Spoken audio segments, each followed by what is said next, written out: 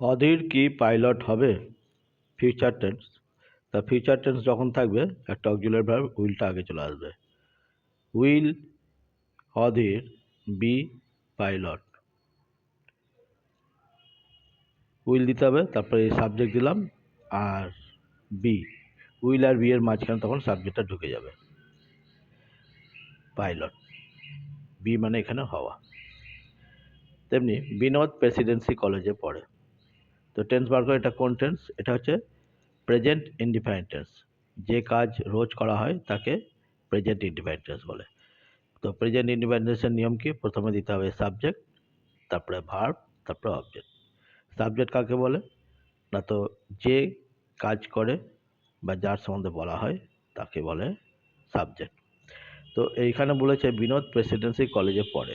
তো কে পড়ে? কে